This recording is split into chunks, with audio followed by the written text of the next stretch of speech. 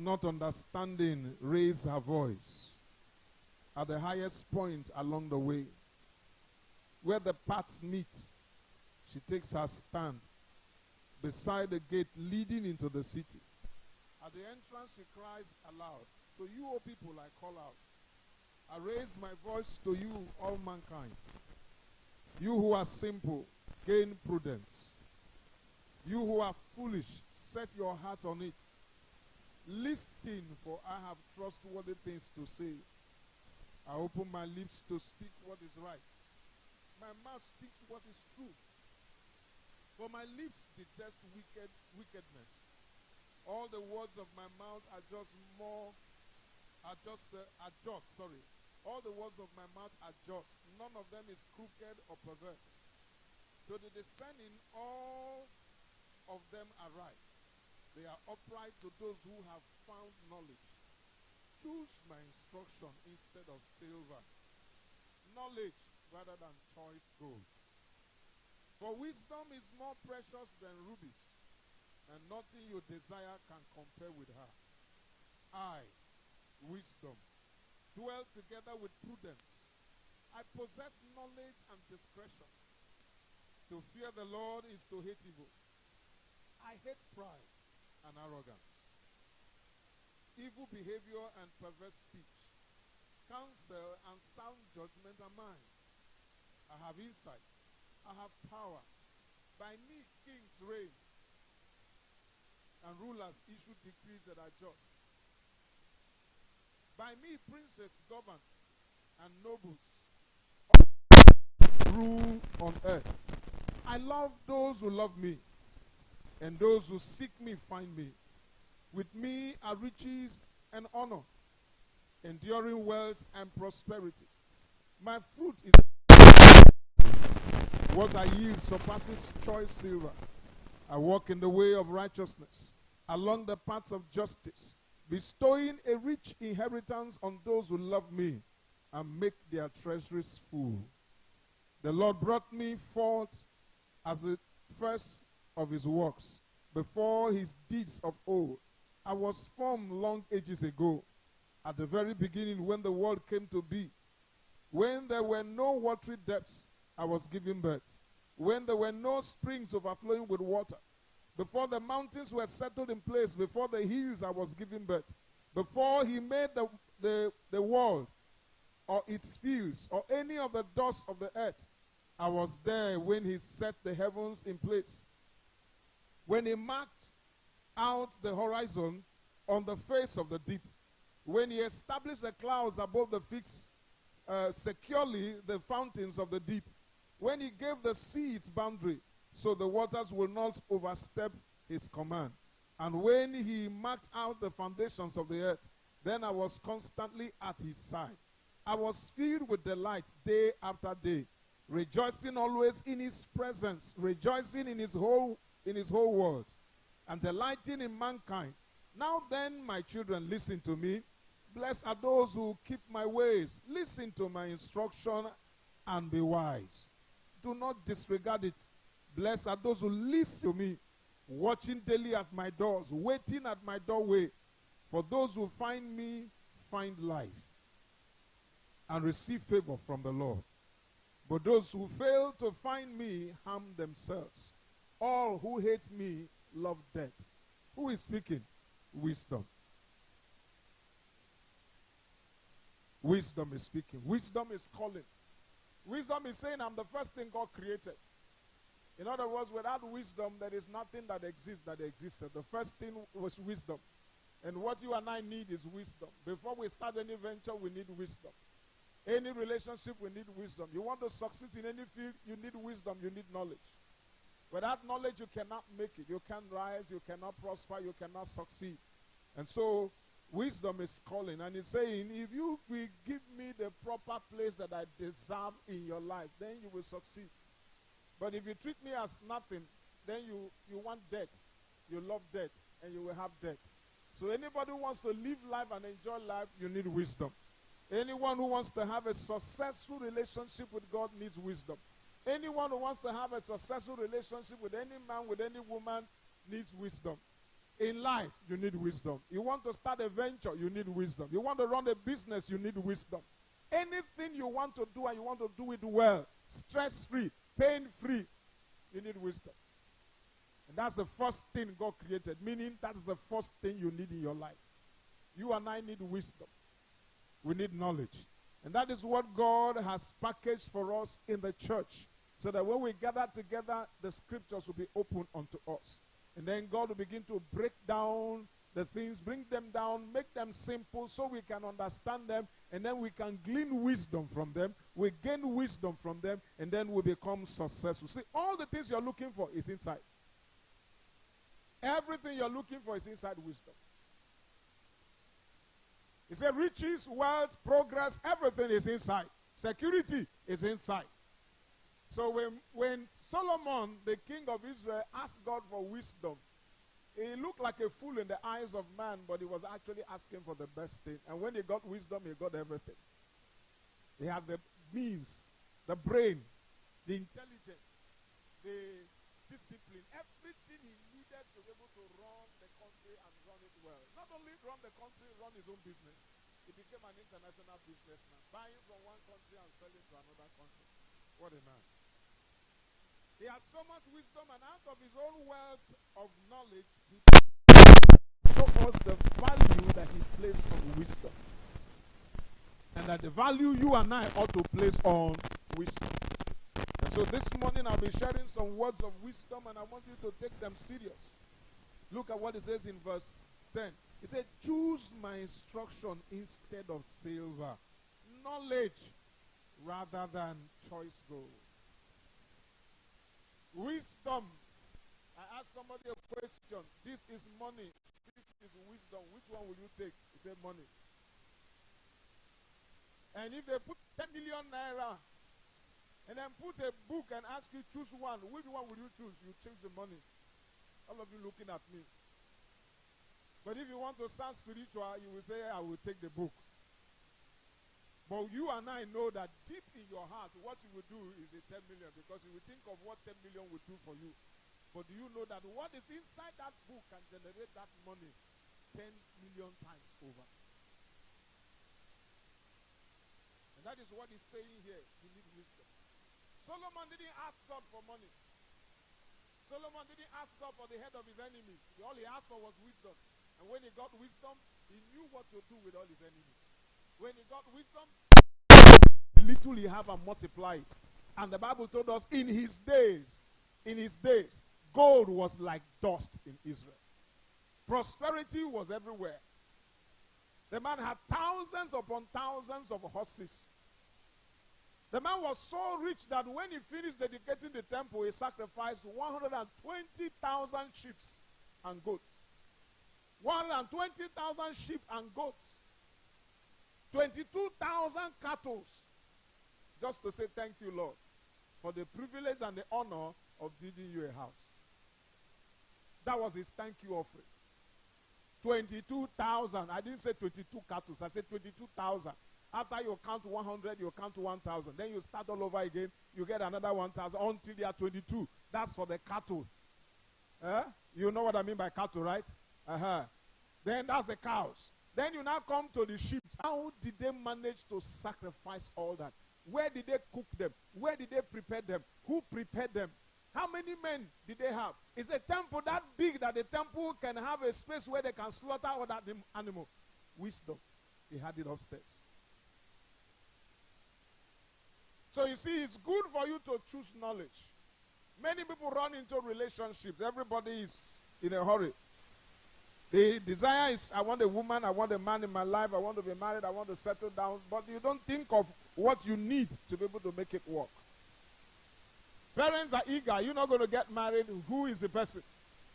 Are you not going to bring somebody to me? You don't want to give me a granddaughter. You don't want to give me a grandson. And then when you now bring somebody, they are not thinking of giving you enough instruction and information that will help you succeed. But all they'll be thinking about is, who is going to come for the wedding? How much are we going to spend in the wedding? What about this? What about that? They will only make preparations and arrangements for the event of one day. Just the ceremony alone. That's all. At the end of the day, you're on your own. But the wise ones will go and find a book and read. They will go for counseling in the church. They will pick up materials and study. They will take down whatever the pastor has to teach, and they will look at them. So I want to give you the first word of wisdom this morning. To make the right choice in marriage, emotion must be put aside and the facts considered. Many of us are too emotional.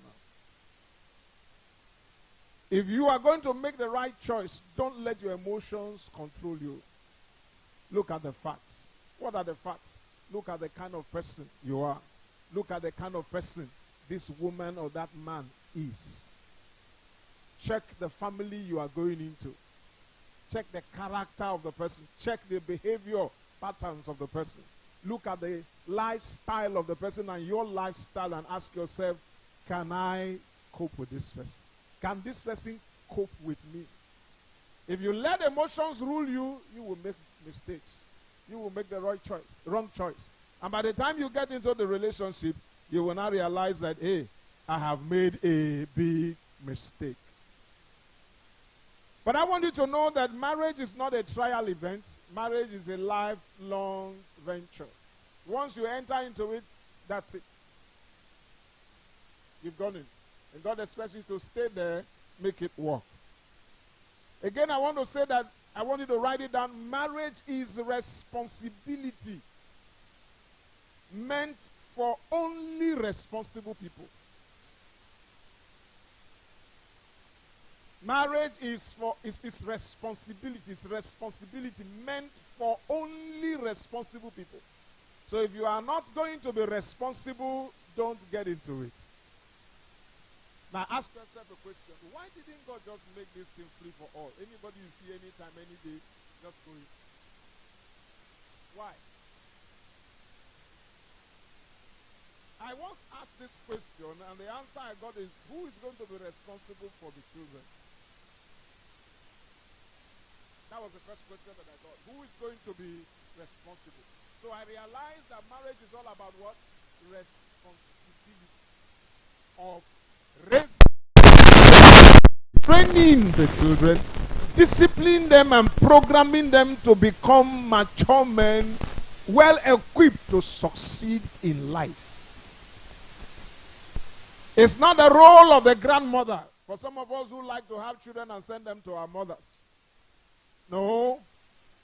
It is a responsibility of the man and the woman that brings the boy or the girl into this world. It's not the responsibility of the wife.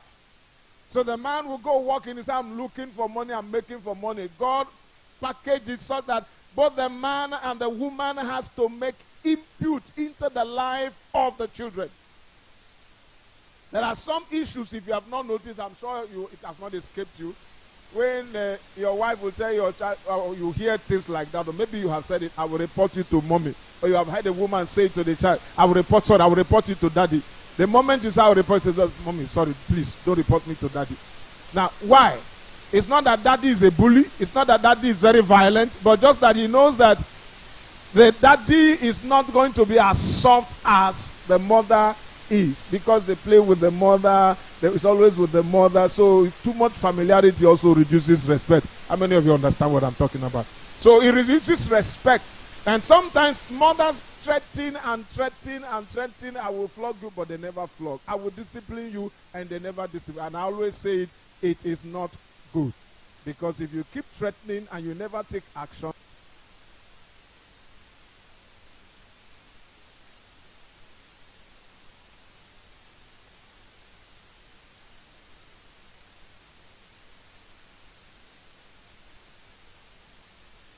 so please, I want you to know that it's responsibility. That means if you're not going to be responsible for taking care of your husband, taking care of your wife, taking care of the children of the marriage, don't get involved. Don't get involved. If you know that you don't have what it takes to take care of a woman or to take care of children when they start coming in, stay away. Don't get involved. It's responsibility. And it's meant for responsible people. May the Lord bless you. Now, the next point that I want you to note down is maturity is not just age, but the ability to manage the problems and responsibilities of life. Maturity. You say, I'm a mature person. It's not about age. Some say, look at my age. I've seen older men and women who behave like teenagers. I've seen people who are teenagers who act like old men. But the reason of the experience they've had in their lives. So this is very, very important that you understand that maturity is not about age. It's not about age at all. It has nothing to do with how old you are. It's not about numbers. But your ability to manage the problems that come your way. Your ability to manage the relationships, the challenges that come up in relationships. How will you know if you have matured? Look at how you have been fighting and quarreling from when you were young. All the people in your family, your brothers, your sisters, your neighbors, and up till now you still have not learned how to cope, how to, be at peace with people, how to be at peace with colleagues in the office, how to be at peace with your neighbors, how to be at peace with friends. Today, this person is close to you. By the time they ask you again, what does this person say? That one. For long. People cannot stay with their own blood brother and not fight. And it's been on like that for years, and you have grown and you are still a million. So our families becomes our first school of relationship. There you get to meet those who love you and also those who will give you problems. There you meet those who will believe in you and those who disbelieve you. There you meet those who will shower you love and those who will scold you. Then you meet those who are going to experience in the outside world you already started experiencing in your own family as you are growing. You learn to argue, you learn to quarrel, you learn to settle. You learn to have different opinions. You see people who don't agree with your view, and both of you have to patch it up until you come to an agreement. So relationship starts in. It not help you to develop, then you're not ready to start your own family. Until you prove yourself faithful in your family, you are not qualified outside. That's why we have lots and lots of conflict in marriage. Feelings. Write it down. Always remember that your feelings towards your partner are products of your thoughts. Every emotion, every feeling you have, whether positive or negative, is a product of your thoughts. What drew you close to the person? The positive thought you were thinking about the person. You look at the face, you analyze. Love became stronger, and then love became stronger, and then it comes to a point where both of you start talking about marriage, and then you eventually get married. And so as long as those thoughts remain strong, that relationship will remain. But when your thoughts begin to shift from the positive side to the negative, and then it comes to a point where you don't want to have anything to do with him or her anymore, and the marriage is over. So it starts with thoughts, it is sustained with thoughts, and the thoughts will continue to bring that relationship to the point where you always enjoy it and you are happy and thankful to God that both of you met. So if you don't watch your thoughts, then your relationship will have problems. So always give me the best. Sometimes you feel like I made a big mistake. It's all about thoughts. What you focus your mind on. There's nobody who doesn't make mistakes. There's nobody who doesn't do wrong things. There's nobody who doesn't have wrong character, one evil character or the other. But it depends on what you're focusing your mind on. So if you focus more on the negative character, then the feelings you have towards that your partner will be what? Getting worse every day. It will be getting bad. The love will start to leak. It will start to dry up. And hate will start to build. And all of a sudden you discover you don't want to have anything to do. That's why you see two people, so much effort, made it that day, and then after some time,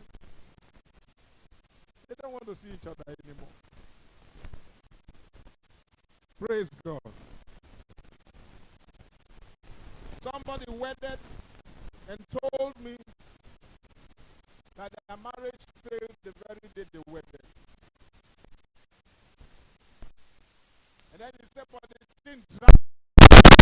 They managed to keep it till 1 year. After that, everybody found their way. Involved all their family members and friends for the wedding. Say that day, they have not even removed their wedding attire before. Don't ask me the details of what happened, but I just want you to know every thoughts. So therefore, write this down also. Therefore, changing your thoughts towards your partner can change every feeling. When you feel unhappy, when you feel cheated, when you feel disappointed, if you can change your thoughts towards your partner, that negative feeling will disappear. It depends on your focus. What are you dwelling on your mind? So if every feeling is a product of thoughts, then if any feeling I want to change, all I need to do is change my thoughts. The way I'm looking at the issue, what I am deliberating on, what I am thinking on. And as long as I'm doing that, everything will change. So watch your thoughts. Tell your neighbor, guard your mind. Next point. Peacekeepers and makers make good partners. Peacekeepers. Then write this down also. Learn the way of peace. Peacekeepers. I'm not talking of Ekomos, Nigerian. I went to Liberia, I'll say you know. I'm saying you must learn to be a peacekeeper. How to keep the peace. Look, there is no relationship where you will not have misunderstanding.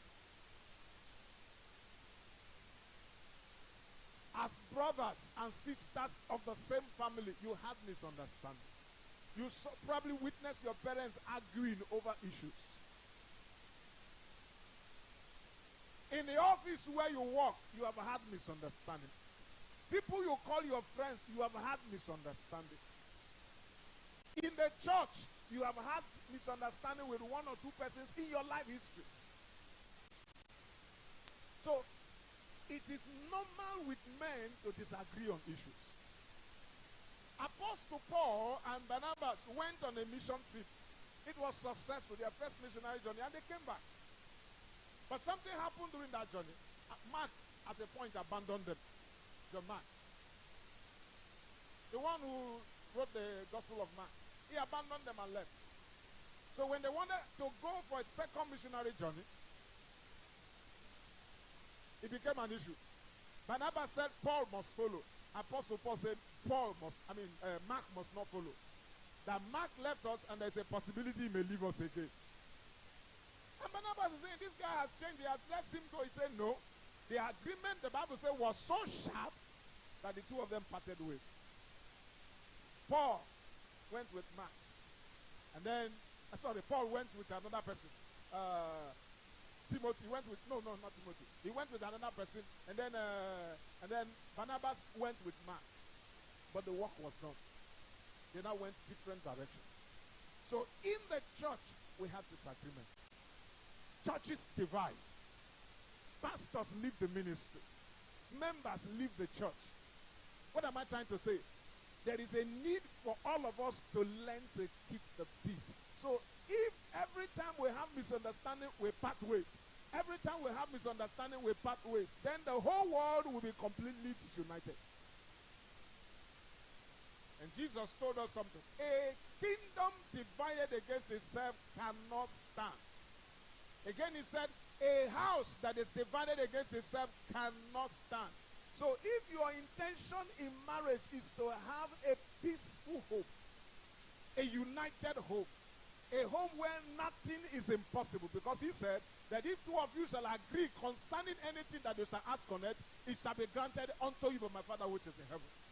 And in Genesis chapter 9, we are told there that if as one people speaking the same language, that whatever they have proposed to do in their heart shall be possible. Nothing shall be impossible unto them.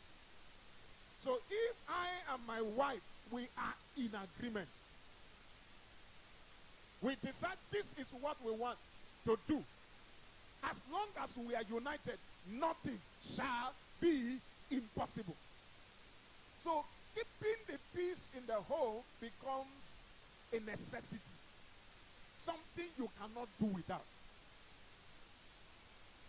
So you've got to train yourself to become a peacekeeper and a peacemaker. You must learn to make peace. You must learn to say, I am sorry. You must learn to say, I am sorry. That word should not be so heavy in your mouth. You don't wait till you get married before you start the practice. You start the practice now. Because if you can't tell your brother, I'm sorry, you can't tell your sister, I'm sorry, you can't tell your colleague, they shall be called the sons of God. So a son of God must be a peacemaker. So if you claim you are born again, if you claim that you are a child of God, then you shouldn't be giving your spouse problem. You should be making peace. Even when the person is wrong, and the person is still behaving as if it's not wrong. Because you want to make peace, you will know what to do. You will know how to handle it. You will calm down yourself. It's important in relationships. I know there are certain experiences of life that all you want to do is to cut off from the person. I know there are certain experiences that we advise you keep away from this person so that peace will reign. But when it comes to marriage, if you have misunderstanding, so you just pack and go. If you're angry with your wife, if you're angry with your husband, you pack and go. And then you marry another one. When you get angry with the person, you pack and go. How many will you marry before you die? So we've got to learn the way of peace. Is someone hearing what I'm saying? Learn the way of peace. Start it now. As a child, practice peacemaking and peacekeeping. As a teenager, practice peacemaking and peacekeeping. As an adult, practice peacemaking and peacekeeping. We must learn to keep the peace. We must learn to make the peace. Very important.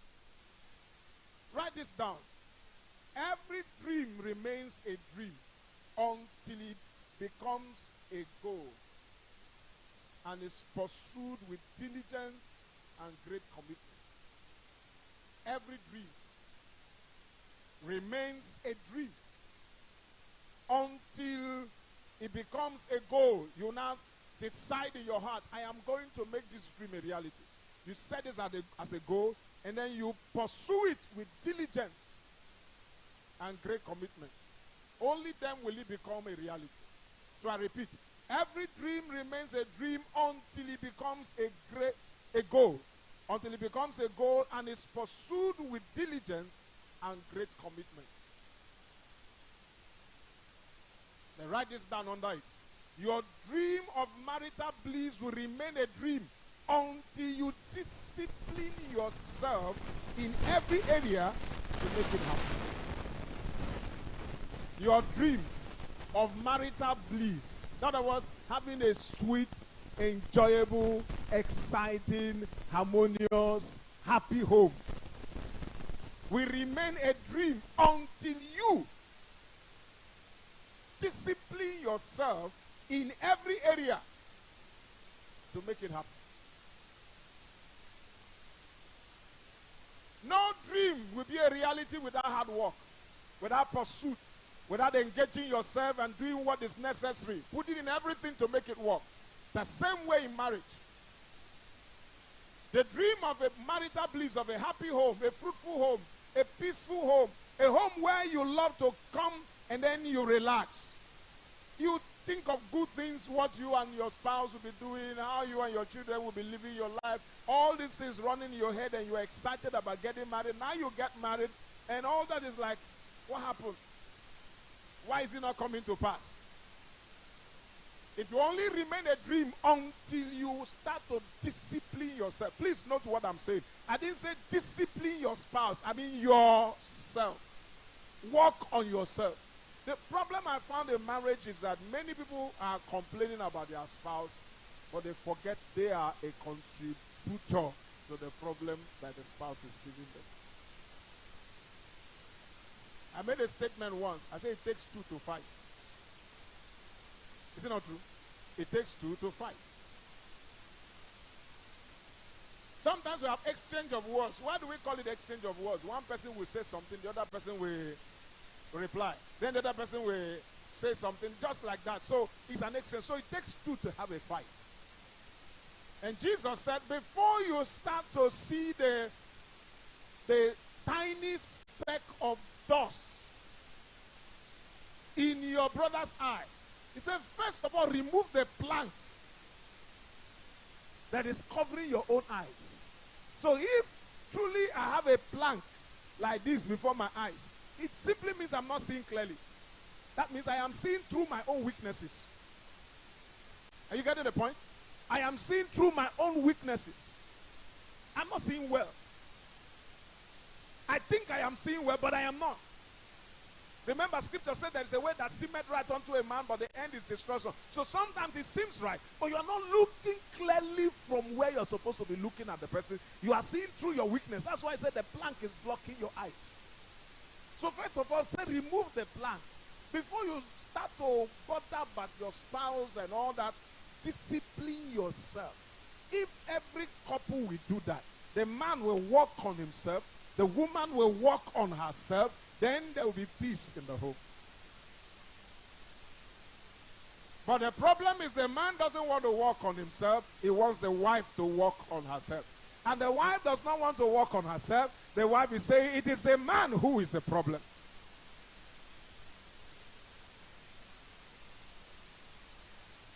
So please, discipline yourself in every area to make it happen.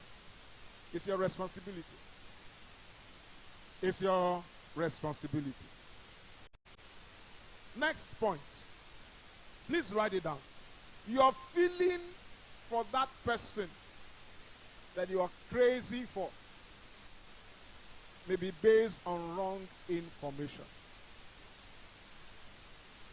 or assumptions. In other words, it will be fatal to build your life on such. Now, this one is very important for those who are still,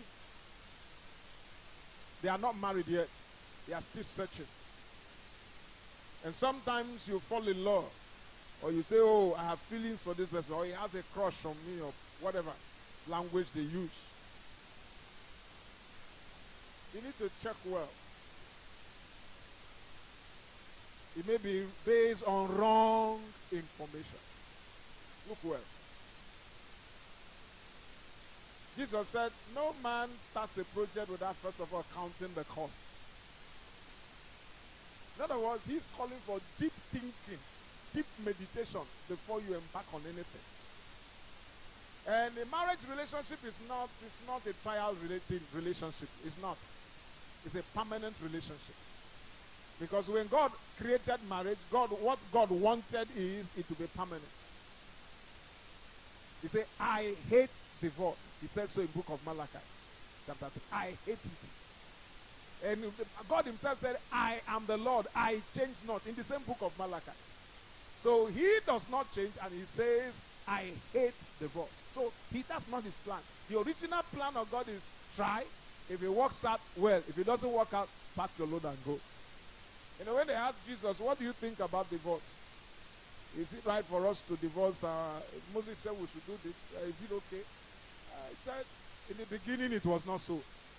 That means the original plan of God, divorce was not part of it. Then I asked him, they understood what he was trying to say. What he was trying to say is that it is not okay. So they said, but Moses asked us to give a certificate of divorce. He said, because of your hardness of heart. In other words, the rule was put there. That law was put there to regulate your actions. It was not the plan of God. But because you are bent on doing evil, so God has to give you that rule to regulate you.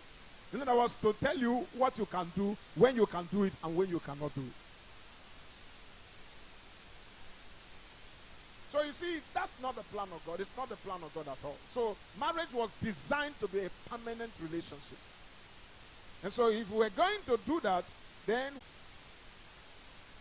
it will cause the person to make a mistake even if he was being too careful.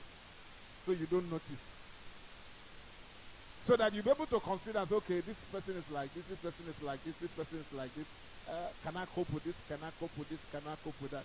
This one I can work on. This one I can tolerate. But this one, I don't think so. I think we need to talk here. And then you talk. That one is not changing. Then you need to ask yourself, what do I do next? If it's not going to work, if you know you can't take it, instead of living a miserable and painful life, you walk away. before you say, yes, I do. And once you have said, yes, I do, God expects you to stay faithful. Stay committed. Make it work. For those of us who are married, stay faithful. Stay committed. Do everything that you can to make it work. God bless you. I hope someone is understanding me. Now write this down. Pretending to love for gain is dangerous.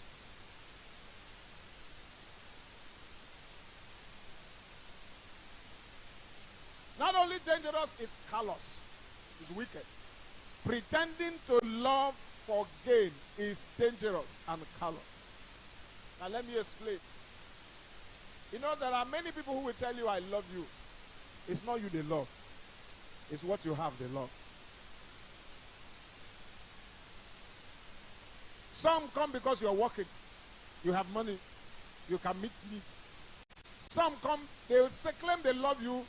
They don't like many things about you. They have their reservations. They know that they can't cope with you and they can't give you what you're looking for, but they will claim they do love you because they just want to get married. Someone is pushing them. Mommy is pushing. Daddy is pushing. Family, friends, everybody is complaining. So they just want to get married even when they don't truly love the person. But there are those who are into it for money, for opportunities, for connections. So it is not good. It is wicked. That's what I'm saying. It's dangerous. Because if anything happens to the business, to the money, to what it is that you love, or you pretend to, that's the reason why you are in that relationship or coming to the person. If anything happens to it, then how will you not relate with the person? The real you will come out. And when the real you comes out, then the marriage is over. I hope someone is understanding what I'm saying.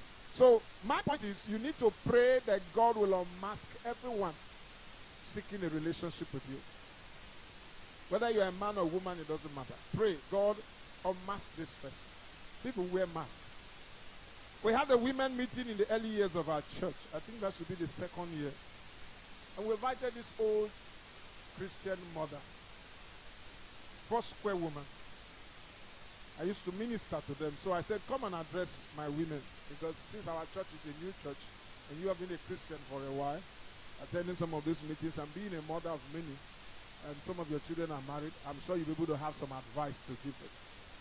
But then she made a statement that till today that thing has refused to leave my head. When she was talking to them, say, you know, we women, we like to pretend. So we need to pretend very well. Eh?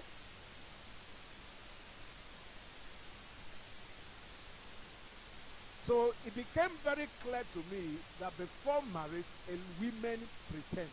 But I also know men pretend. I know men pretend. But now I'm hearing that women pretend. And she's teaching them to say, sorry, I don't think we're going to make it. And that's why in the church, when the wedding is being conducted, they will ask, if any of you know any reason why two of you may not be joined together, say it. So peradventure, all this time you've been thinking, but you have not been bold enough to make a decision. They still give you one last chance before all your guests. And that is very, very crazy anyway. In fact, I'm making up my mind not to be asking that question because we have invited everybody. And everybody is seated. Then I will not be asking you that question. Then you will not say, no, I don't want to do it again. But sometimes some people say, no, I don't want to go ahead. It's a hard decision to make, but they have considered it over and over and over and over again. And they feel it's better they suffer the pain now and the humiliation than later. So please bear in mind, you need to pray that God will unmask everyone seeking a relationship with you before you finally commit yourself to that person. It's important. Again, I want to say, if you hurry into marriage, you will hurry out of it. So don't be in a hurry. Don't let people push you. If you hurry into it, you will hurry out of it. Very, very important. You will hurry out of it.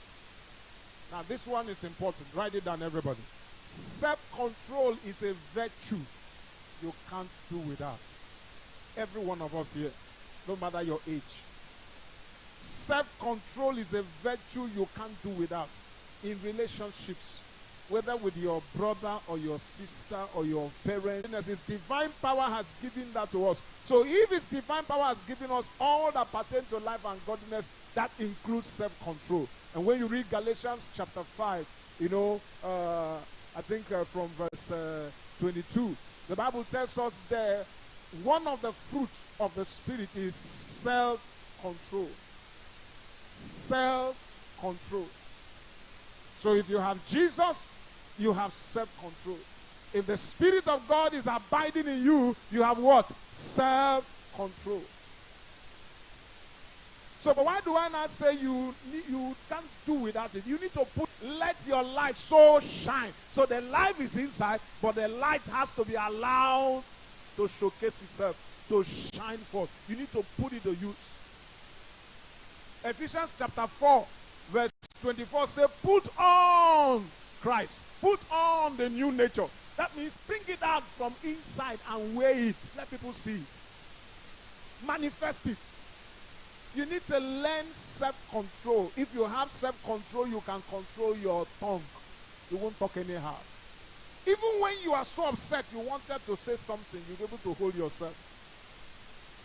If you put self-control to work, you will control your anger. You will control your actions. Let us assume that before you get your life to Christ, you used to be a violent man, a violent woman who doesn't take nonsense, who fights and beats up anybody that, makes him or her unhappy.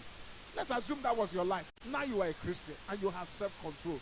And your husband or your wife does something that turns you on. You can still control yourself and do nothing. You can control yourself to the point where all you do is just smile and walk away. Self-control. All of us. But for some of us, we don't have control over. We talk anyhow. We're still doing it. Say, look, don't take me joke. If you provoke me, I will give it to you. This is a Christian talking. So it is telling you, look, if you stir me up, I don't have self-control. There's even a song they say, I don't get to control. I don't like to sing that song. Satan come up for road, I don't get break. I find it difficult to sing that song. Anytime I want to sing it, many things comes into my mind. What kind of song is that? How can I be declaring I have no break?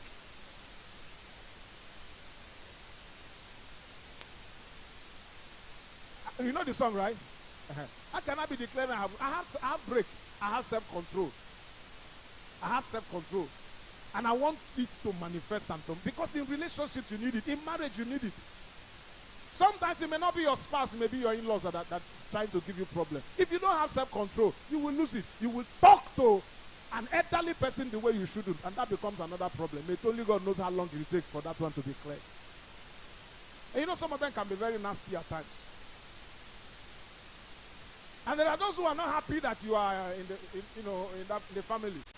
They feel you are eating their son's money, or you are the one stopping their daughter from taking care of them, and it's like that. And so they may say some things or do some things that want to turn your head, and before you know what's happening, you'll be insulting somebody who's as old as your own mother or father, or maybe even older, which you, under normal circumstances, in your right senses, will not want to do, but you find yourself doing it.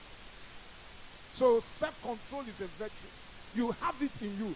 I'm not saying it's something you need to import from America. It's inside you. It's the part of the life of Jesus you have. All I'm asking you to do is give it a chance to manifest. Yield to it. Tell yourself, I can control myself. Start by controlling your thoughts, controlling your tongue. That's what you say, controlling your actions. Because if you can't control your thoughts, you can't control your emotions. And if you cannot control your emotions, you can't control yourself. So watch your thoughts. Watch your thoughts. Control it. Control your feelings. Control your emotions. Control your reactions. Sometimes the devil wants you to react. But rather than react, God wants you to respond in love. So those of you who are yet to be married, develop this virtue before you go into marriage. Did you hear what I just said? Develop. Don't look at your age, ask yourself, do I need self-control in any form or kind of relationship? Yes. Do you know how many people have lost their job because of lack of self-control? Do you know how many people who insulted their boss, threw things at them, even pushed them out of lack of self-control? Do you know how many who have insulted their teachers in school and they were expelled from school or suspended? Lack of self-control. So it doesn't matter the age you are now. Start working on yourself. Because to control yourself is what we call mastery of oneself. What we call mastery of oneself. And the scripture says that any person who can rule his spirit is more than an army general, a warrior who takes a city. You know? Can you imagine, what is it called? One of these Boko Haram people, commanders, just coming and capturing the whole of this territory. Say, the man is a mighty man. He has taken over a city. He has taken over a town. And the army cannot stop him. They are celebrating. But the Bible says, if I can control myself, that I am stronger and mightier than that man who conquers a city. So ruling yourself, taking charge of your thoughts and your emotions is a bigger achievement. Work on it. May the Lord bless you. And finally for today, write it down. I am sorry is a sign of maturity and not a weakness.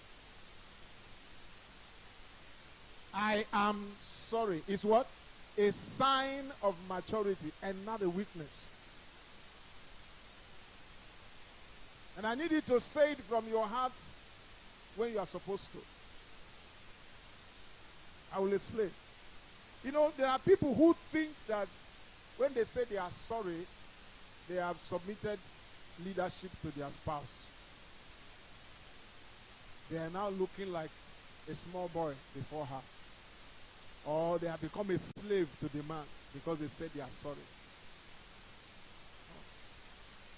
I am sorry is a sign that you are mature. Mature in the sense you realize you made a mistake. And you own up to your mistake. Before God, you are a great man. Before men, you are great. Number two, I am sorry is a sign that you are my wife or my husband. And I need to